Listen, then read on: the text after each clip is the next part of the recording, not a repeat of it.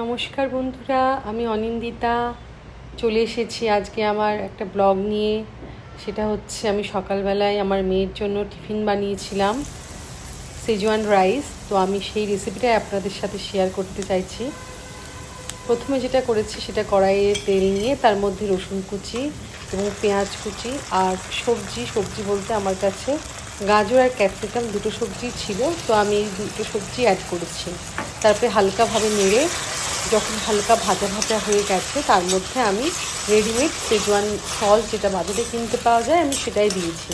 সেটা দেওয়ার পরও কিছুক্ষণ নেড়ে নিয়েছি যাতে সবজিগুলো মুখে দিলে না বাঁধে। আমার মেয়ের আবার এক সবজি যদি মুখে একটু গজগজ করে সেটা সে খেতে পারে না, তাই আমাকে একটুখানি ভালো করে সেদ্ধ করেই দিতে হয়। যখন একটু সেদ্ধ হয়ে গেছে তখন তার মধ্যে আমি আগের থেকেই তৈরি করে রাখা দেরাদুন চালের রাইস সেটা আমি দিয়েছি এবং সেটা দেওয়ার পর ওটার সাথে আমি ভালো করে নেড়ে নিয়েছি। নাড়াচাড়া করার পর এর মধ্যে আমি একটু গোলমরিচ এবং স্বাদ মতো নুনও অ্যাড করেছি আর অ্যাড করেছি সয়া সস।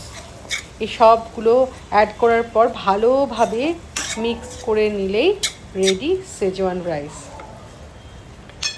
তো আজকে আমি আমার মেয়ের টিফিনে এই রাইসটাই দিয়েছি। আপনারা চাইলে এর মধ্যে ডিম বা চিকেন কিছু অ্যাড করতে পারেন। আমার মেয়ের যেহেতু স্কুলে ননভেজ অ্যালাউ নয় সেই জন্য আমি ভেজই বানিয়েছি। আর আপনাদের এই চটপট রেসিপিটা কেমন লাগলো জানাবেন। সবাই বানিয়ে যে কেউ খেতে পারে যখন তখন। তো আবার দেখা হচ্ছে নেক্সট ভিডিওতে।